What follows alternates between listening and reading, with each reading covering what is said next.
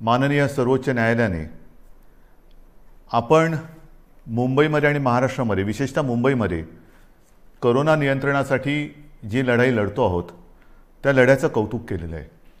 ही एक विशेष बाब आहे जी मला आपल्याबरोबर नक्कीच शेअर करायला आवडेल, किंबहुना आपल्याला ह्याची माहिती मिळालेलीच आहे।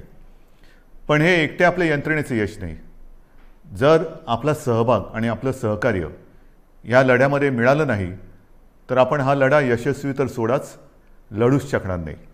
म्हणून पहिल्या प्रथम मी आपल्या सर्वांना धन्यवाद देतोय की आपण अत्यंत संयमाने, जिद्दीने आणि शिस्तीने ह्या लढाईमध्ये शासनाला आणि महापालिकेला, मुंबई महापालिकेला मदत करत आहात। दुसरा विषय आहे त्याच्यावरती मी बोलणारच आहे, पण आपल्या भेटीला आलोच आहे तर कोरोनाच्या बाबतीत थोडीशी माहिती देणं हे मला आवश्यक वाटतंच। आपल्याला ही कल्पना आहे की आपण जे काही निर्बंध गेल्या काही दिवसापासून लावलेले आहेत त्या बाबतीत मी गेल्या वेळेला बोललो होतो की एक गोष्ट नक्की की रुग्णसंख्या जी काही झपाट्याने वाढत होती ती रुग्णवाढ आता किंचित थांबले नव्हे, ती आता थोडी खाली यायला लागलेली आहे। आता खरं आपण एका धोक्याच्या वळणावरती उभे आहोत। कदाचित आपल्याला असं वाटेल की आता ही लढाई आपण जिंकतो आहोत। नाही, अजिबात नाही। अजूनही एवढा गाफीलपणा आपल्याला परवडणारा नाही आहे। हां, ही गोष्ट खरी आहे की महाराष्ट्रामधल्या काही जिल्ह्यांमध्ये रुग्णवाढ थोडीशी उतरायला लागलेली आहे, पण त्याचबरोबरीने काही जिल्ह्यांमध्ये रुग्णवाढ थोडीशी व्हायला लागलेली आहे। ही नाही म्हटलं तरी त्या जिल्ह्यांसाठी ही एक धोक्याची घंटा आहे। इतर देशामध्ये काय चाललेले आहे ह्या बातम्या आपण वाचता आहात। आपण निर्बंध लादून म्हणा किंबहुना निर्बंध पाळून म्हणा एक सुरुवात केली दुसऱ्या लाटेची युद्ध करण्याची। आता इतर राज्य लॉकडाऊन करतायत, काही प्रमाणामध्ये आपल्यासारखेच निर्बंध टाकतायत। ही एक आता नाही म्हटलं तरी कोरोनाच्या लढाईतली आवश्यकता बनलेली आहे। आज मी आपल्याशी बोलताना हे एक दिलासादायक चित्र आपल्याला सांगत असतानाच आणखीन एक बातमी जी आलेली आहे की देशात, जे मी गेल्या वेळेला आपल्याला बोललो होतो आणि आपण त्याची तयारी गेल्या महिन्यापासून करतो आहोत, ते म्हणजे आता केंद्र सरकारच्या विज्ञान विषयक सल्लागारांनी एक इशारा दिलेला आहे की देशामध्ये तिसरी लाट येते आहे, सावध राहा। सावध राहा म्हणजे काय करायचं तर नवीन काही नाही आहे, त्याच गोष्टी आपण काय करतो आहोत, सावध काय राहतो आहोत। मला असं वाटतं की या नेमक्या काळामध्ये आपण काय करतो आहोत ह्याचं एक ज्याला अपडेट म्हणावा तसं तुम्हाला देण्याची गरज आहे। आज आपल्याकडे साधारणतः म्हणजे 25 एप्रिलला आपल्याकडे राज्यात 6,98,000 म्हणजे जवळपास आपण 7 लाखाला पोहोचलो होतो, एवढे सक्रिय रुग्ण होते। आणि 4 मे म्हणजे काल आपल्या राज्यात 6,41,900 इथपर्यंत ही रुग्णवाढ आपण थोपवून ठेवून थोडीशी खाली आणलेली, ही एक नक्कीच दिलासादायक गोष्ट आहे। मात्र जे मी तुम्हाला सांगितलं की रुग्णसंख्या काही जिल्ह्यात घटत असली तरी काही जिल्ह्यात मात्र थोडीशी वाढ होते आहे, त्याच्यावरती आपण लक्ष ठेवून आहोत। आपल्याकडे जी आरोग्य व्यवस्था आहे त्या आरोग्य व्यवस्थेमध्ये आपण नक्कीच वाढ करत चाललेलो आहोत। आपण जवळपास आता आयसोलेशन बेड्स हे 4.5 लाखापर्यंत नेलेले आहेत। जवळपास 1,30,000च्या आसपास ICU बेड्स आहेत आणि 12,000च्या आसपास आपल्याकडे व्हेंटिलेटर्स आहेत।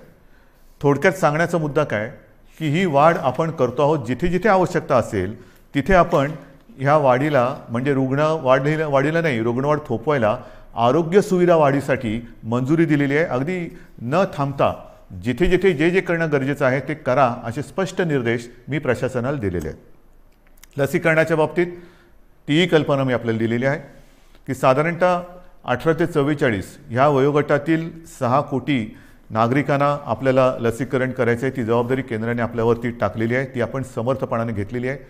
मागे जे बोललो तेच पुन्हा सांगतो की 6 कोटी जनतेला 2 डोस म्हणजे 12 कोटी डोस एक रकमी एका चेकने घेण्याची आपली तयारी आहे। जसजसा लस पुरवठा होईल तसतसा आपण हा आपला लसीकरणाचा वेग जो 5 लाख एका दिवसात आपण करून दाखवलेला आहे तो अगदी 10 लाखापर्यंत पण नेण्याची आपली क्षमता आहे, त्याहूनही अधिक आपण नेऊ शकतो एवढी तयारी आपली झालेली आहे. लसीकरण, मी केंद्रावरती आरोप करत नाही, परंतु केंद्राची सुद्धा अडचण आहेच. कारण ज्या प्रमाणामध्ये लसीचं उत्पादन हे आता हळूहळू वाढतंय त्या प्रमाणामध्ये लसीचा पुरवठा आपल्याला होतो आहे. म्हणून तूर्त आपली क्षमता आणि मर्यादा ह्या दोन टोकाच्या गोष्टी झालेल्या आहेत. जसजसा लस पुरवठा वाढेल हे लसीकरण सुद्धा आपण वाढवू. मग त्याच्यानंतर ऑक्सिजनच्या बाबतीत सुद्धा मी सांगितलं की साधारणतः रोज 1200 मेट्रिक टन ऑक्सिजन आपण दर दिवशी आपल्या राज्यामध्ये उत्पादित करतो. आज हा जो वापर आहे तो 1700 मेट्रिक टनच्या आसपास झालेला आहे. एवढा रोजचा आपल्याला ऑक्सिजन आज लागतोय. किंबहुना कालच आपण पाहिलं असाल की आपण केंद्राला आणखीन एक पत्र दिले आणि आम्हाला 200 मेट्रिक टन अधिक ऑक्सिजन पाहिजे ही मागणी आपण त्यांच्याकडे नोंदवलेली आहे. 1200 मेट्रिक टन हा आपल्या राज्यात उत्पादित होणारा ऑक्सिजन आणि त्याच्यावरचा 500 मेट्रिक टन ऑक्सिजन आहे तो केंद्र सरकार आपल्याला इथून तिथून राज्यातून बाहेरच्या राज्यातून नेण्यासाठी किंवा देण्यासाठी त्यांनी आपल्याला एक परवानगी दिलेली किंवा मंजुरी दिलेली आहे. हे झालं आजचं चित्र. पण तिसऱ्या लाटेसाठी तयार राहा हे जे काय आता आपल्या केंद्राचे देशाचे वैज्ञानिक सल्लागार बोलत आहेत, आपण याची तयारी सुरू केलेली आहे. मी गेल्या काही दिवसांमध्ये प्रशासनाला याही सूचना दिलेल्या आहेत की महाराष्ट्र जो आज 1200 मेट्रिक टन ऑक्सिजन रोजचा निर्मिती करतो आहे, ही निर्मिती आपल्याला किमान 3000 मेट्रिक टनापर्यंत न्यायची. किमान म्हणजे 1200च्या पुढे जवळपास 1800 मेट्रिक टन अधिक ऑक्सिजन आपल्याला येत्या काही दिवसात उत्पादन केलाच पाहिजे, हा आपला आग्रह आणि आपला कटाक्ष आहे. मग वेगवेगळ्या प्रकारचे प्लांट्स आहेत, PSA असतील, आणखीन काही असतील. आता आपण 300 PSA मी मागे सांगितलं तुम्हाला प्लांट उभारणीसाठी मंजुरी दिलेली आहे. येत्या काही दिवसामध्ये त्याचीसुद्धा सुरुवात होईल आणि काही ताबडतोबीने सुरू होतील. जसजसा प्लांट लावायला म्हणजे त्याच्या बांधकाम असेल आणखीन काही असेल त्याला जसा वेळ लागतो तेवढा वेळ लागेल आणि लवकरात लवकर ऑक्सिजन मिशन ऑक्सिजन हे त्याला मी नावच दिलेलं आहे, मिशन ऑक्सिजन. येत्या काही दिवसात महाराष्ट्र हा ऑक्सिजनच्या बाबतीत स्वयंपूर्ण झालाच पाहिजे, ही आपली अटकळ नव्हे, हे आपलं कर्तव्य आहे आणि त्या दृष्टीने आपण हालचाल हे करतो आहोत. आणखीन एक गोष्ट हे आता तुम्हाला थोडंसं सांगणं मला गरजेचं आहे. रेमडेसिवीरच्या बाबतीत मी तुम्हाला सांगितलेलं आहे, हळूवारपणाने केंद्र आपल्याला जो कोटा त्यांनी दिलेला आहे त्याच्यात हळूवार वाढ होते आहे. अजूनही पूर्ण जेवढी आवश्यकता आहे तिथपर्यंत आपण पोचलेलो नाही, पण हळूवारपणाने त्याच्यात थोडी प्रगती होते आहे आणि रेमडेसिवीरचा पुरवठा हा आवश्यकतेनुसार आपण प्रत्येक जिल्ह्याला करतो आहोत. काही जणांची तक्रार आहे की आमच्याकडे एवढे रुग्ण असताना आमच्याकडे एवढेच इंजेक्शन्स येतात. ही तक्रार आहे, जरूर आहे, पण त्यासाठी आपण आणखीन एक गोष्ट सुरू केलेली आहे. एक काल परवापासून मी जो आपला टास्क फोर्स आहे त्या टास्क फोर्सला आपल्या जसं मुंबई आहे, पुणे आहे, ठाणा आहे, मग कुठे भंडारा असेल, नागपूर असेल, सोलापूर असेल, ह्या तिथल्या जिल्ह्यातील आणि तिथल्या शहरातील जे आपले फॅमिली डॉक्टर्स आपण ज्याला म्हणतो, जो कुटुंबाचा डॉक्टर, त्यांना सगळ्यांना झूम कॉलवरती एकत्रित करून मार्गदर्शन करायला आपण सुरुवात केलेली आहे. काय करायचं, आपल्याकडे रुग्ण आल्यानंतर त्याला कोविड झाला आहे तर घरातल्या घरात म्हणजे आपण म्हणतो ना की आवश्यकता नसेल तर हॉस्पिटलमध्ये येण्याची गरज नाही, पण आवश्यकता असेल तर हॉस्पिटलमध्ये त्वरित आलं पाहिजे. मग हे नेमकं जो काही एक तो कसा करायचा, घरी असेल तर घरच्या घरी कोणती औषधे दिली गेली पाहिजेत, कोणती दिली म्हणजे द्यायची गरज नाही आहे किंवा देण्याची गरज नसताना सुद्धा दिली जातात ती टाळली पाहिजे, ह्याचं संपूर्ण मार्गदर्शन आपल्या राज्यातील सर्व वाड्या वस्त्या अगदी गल्ली बोळातले सुद्धा जे आपले चांगले डॉक्टर्स आहेत, अनेक वर्ष जे प्रॅक्टिस करत आहेत आणि त्या वस्तीला एक आधार म्हणून काम करत आहेत, त्या सगळ्यांना सोबत घेऊन आपण पुढे जातो आहोत.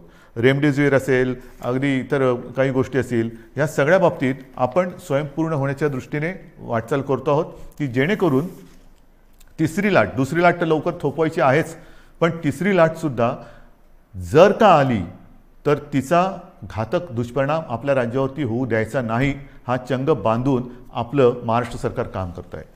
हे झालं एक कोरोनाच्या बाबतीतचं. मग दुसरा मुद्दा आहे तो साहजिकच आहे. जसा पहिला मुद्दा मी सांगितला की सुप्रीम कोर्टाने आज मुंबई महापालिकेच्या लढाईचं कौतुक केलेलं आहे. तसंच ही लढाई आपण लढत असताना ही जिकराची लढाई, जीवावरती बेतलेले संकट आहे, अगदी देशात हाहाकार झालेला आहे आणि अशी ही लढाई आपण जिद्दीने लढत असतानाच एक सुप्रीम कोर्टाने आणखीन एक निर्णय दिलेला आहे. तो मात्र थोडासा निराशाजनक आहे. बरोबर आहे, मराठा आरक्षण. मराठा आरक्षणाची ही लढाई आपण न्यायालयाच्या माध्यमातून न्यायालयाकडे आपण न्यायालयात लढत होतो. आपल्याला सर्वांना कल्पना आहे की काही वर्षांपूर्वी आपल्या विधिमंडळामध्ये सर्व पक्षांनी, म्हणजे तेव्हा तर शिवसेना आणि भारतीय जनता पक्षाची युतीच सत्तेमध्ये होती आणि विरोधी पक्ष म्हणजे जे आज आपले सहकारी आहेत काँग्रेस आणि राष्ट्रवादी, ह्या राज्यातील प्रमुख 4 पक्षांनी आणि इतर सर्वांनी एकमताने मराठा समाजाला आरक्षण देण्याचा कायदा पास केला. तो मंजूर केला. मग त्याला आव्हान दिलं गेलं. उच्च न्यायालयामध्ये आपण ही लढाई जिंकलो. त्याला आव्हान दिलं गेलं. मग सर्वोच्च न्यायालयात ही लढाई गेली. सर्वोच्च न्यायालयात ही लढाई आपण लढलो आणि दुर्दैवाने आज हा निराशाजनक निकाल ह्या अगदी लढाईच्या ऐन भरामध्ये आलेला आहे. नेमकं काय झालं? जे काही एक ढोबळमानाने निकाल आलेला आहे, कारण आता निकालपत्र ते आत्ता हाती आलेलं आहे, त्याच्यावरती आणखीन डिटेलमध्ये काम सुरू आहे, त्याचा अभ्यास सुरू आहे.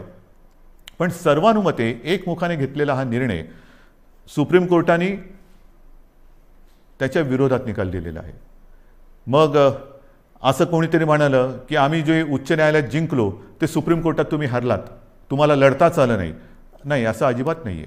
ज्या वकिलांनी आपल्याला उच्च न्यायालयामध्ये विजय प्राप्त करून दिला, बाजू मांडली, यशस्वीपणाने मांडली, तेच वकील त्याच्यात कुठेही बदल न करता किंवा त्यांच्यात अधिक काही वकिलांची आपण त्यांना मदत देऊन ही लढाई आपण अत्यंत योग्यपणाने, समर्थपणाने सर्वांचं मत एकत्र घेत आपण ही लढलो आहे. पदरी निराशा आलेली आहे. पण निराश झालो किंबहुना निराश झाला तर तो महाराष्ट्र कसला. मी खास करून मराठा समाजाला एक वेगळ्या दृष्टीने धन्यवाद देतो आहे की त्यांनी फार समंजसपणाने हा निर्णय जो आहे हा ऐकलेला आहे. कुठेही थैथयाट केला नाही, आदळआपट केली नाही. त्याच्याबद्दल मी तमाम माझ्या मराठा समाजातील माता भगिनींना, बांधवांना हात जोडून धन्यवाद देतो आहे. आणि त्यांच्या नेत्यांनी सुद्धा मी विशेष उल्लेख करेन, छत्रपती संभाजीराजे यांनी सुद्धा अत्यंत समंजस्याने आपली प्रतिक्रिया दिलेली आहे. हे दिवस लढाईचे नाही आहेत, निदान आपल्या तरी नाही आहेत. कारण सरकार आणि आपली भूमिका एक आहे. जर सरकार ह्या निर्णयाच्या म्हणजे आरक्षणाच्या विरोधात असतं तर लढाई मी समजू शकत असतो. पण सरकार आपल्यासाठी लढतंय, आपली बाजू मजबूतीने सुप्रीम कोर्टात मांडते किंबहुना ती मांडली आणि तरीसुद्धा हा एक निराशाजनक निर्णय आल्यानंतर असं वाटतं अजूनही लढाई संपलेली नाही आहे. कारण लढाई केव्हा संपते? सगळं काही अंधार पसरतो तेव्हा. आज माननीय सर्वोच्च न्यायालयाने आपल्याला हा निकाल देत असताना म्हणजे त्यांनी सांगितलं की हा तुमचा अधिकारच नाही आहे. जे एक कमिशन, गायकवाड कमिशन आपण नेमलं होतं, त्याच्या शिफारशीसुद्धा त्यांनी सांगितलं की त्यासुद्धा त्यांनी बाजूला ठेवलेल्या आहेत. मग काय करायचं नेमकं? आता काय करणार तुम्ही म्हणता ही लढाई संपलेली नाही. मग सर्वोच्च न्यायालयाने निकाल दिल्यानंतर सुद्धा पुढे काय? आता पुढे आहे. सर्वोच्च न्यायालयाने निकाल देताना मला असं वाटतं पुढचा मार्ग दाखवलेला आहे की कुठे न्याय मिळेल आपल्याला, हे सर्वोच्च न्यायालयाने दाखवलेलं आहे. कारण सर्वोच्च न्यायालयाने सांगितलं की आरक्षण देणं, मग बाकीचे किचकटपणात मी जात नाही आहे. अशोकरावांनी अत्यंत व्यवस्थितपणाने दुपारी पत्रकार परिषद घेऊन एक व्यवस्थित बाजू मांडलेली आहे. कारण त्यांनी या विषयावरती गाढा अभ्यास केलेला आहे. गेले काही महिने, 1-1.5 वर्ष माननीय अशोकरावांनी किती बैठका याच्यासाठी घेतल्या असतील, किती जणांशी बोलले असतील, किती जणांशी चर्चा केली असेल, हे त्यांनाच माहिती. आणि त्यांनी आज दुपारी अत्यंत व्यवस्थित समर्पक शब्दामध्ये जे काही आरोप प्रत्यारोप असतील त्याला उत्तरं दिलेली आहेत आणि आपली बाजूसुद्धा व्यवस्थित मांडलेली आहे, ती आपल्यासमोर आलेली आहे. म्हणून मी ते परत त्याच्यात बोलणार नाही आहे. पण सर्वोच्च न्यायालयाने जे सांगितलं की हा निर्णय घेण्याचा अधिकार हा राज्य सरकारचा नाही, मग कोणाचा आहे? तर हा अधिकार केंद्र सरकारचा आणि माननीय राष्ट्रपतींचा आहे. हा एक मोठा मार्ग त्यांनी दाखवलेला आहे. आणि म्हणून माझी जी पहिली प्रतिक्रिया आपल्यासमोर आलेली आहे त्या प्रतिक्रियेत मी म्हटलं की एका प्रकारे सर्वोच्च न्यायालयाने हा निकाल देताना आपल्याला वेगळं मार्गदर्शन केलेलं आहे की कुठे न्याय मिळेल. त्याच वेळेला मी म्हटलेलं आहे की केंद्र सरकारला म्हणजे माननीय पंतप्रधान आणि माननीय राष्ट्रपती यांना मी हात जोडून विनंती करतो आहे की आता हा अधिकार आपला आहे हे सर्वोच्च न्यायालयाने सांगितलेलं आहे. आपण 370 कलम काश्मीरचं हटवताना जी हिंमत दाखवली तीच हिंमत आणि तीच संवेदनशीलता आम्हाला आत्ता पाहिजे. सर्वोच्च न्यायालयाने यापूर्वी जे 2 निकाल दिले होते ते शहाबानू खटला असेल किंबहुना ॲट्रॉसिटी ॲक्ट असेल तो सुद्धा केंद्र सरकारने म्हणजे संसदेने आपल्या अधिकाराचा वापर करून बदलला आणि एक संवेदनशीलता दाखवली. मग आता तर सर्वोच्च न्यायालयाने सांगितलेले की हा अधिकार आपला आहे आणि हा अधिकार आपला आहे म्हटल्यानंतर आम्ही सगळेजण एकत्र आहोत.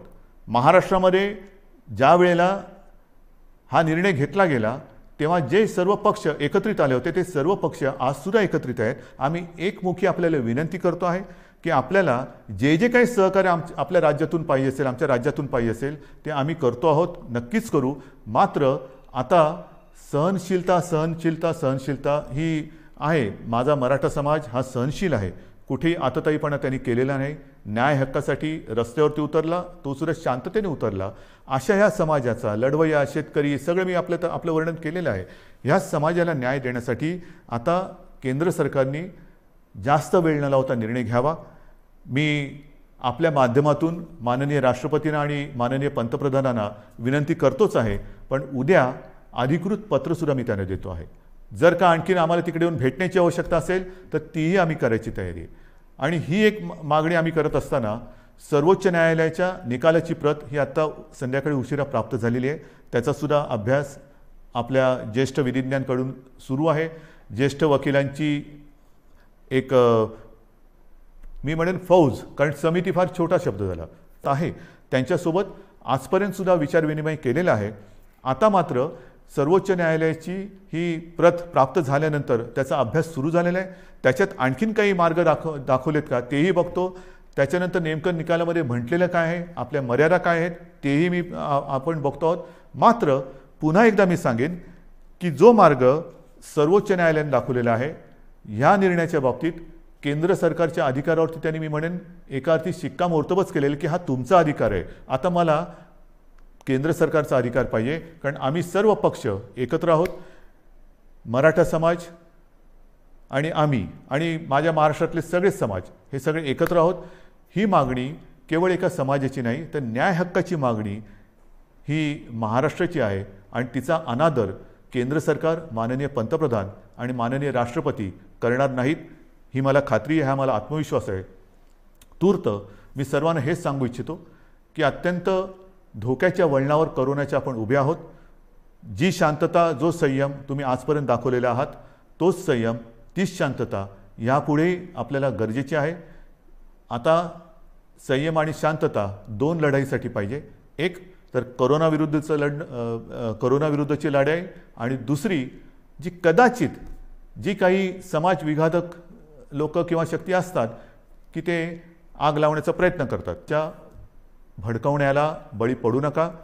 सरकारवरती विश्वास ठेवा. सरकार पूर्ण ताकदीने, पूर्ण क्षमतेने ही लढाई जिंकल्याशिवाय राहणार नाही आणि तुम्हाला तुमचा न्याय हक्क मिळवून दिल्याशिवाय राहणार नाही. एवढंच एक वचन आपल्याला देतो आणि तूर्त आपली रजा घेतो. जय हिंद, जय महाराष्ट्र.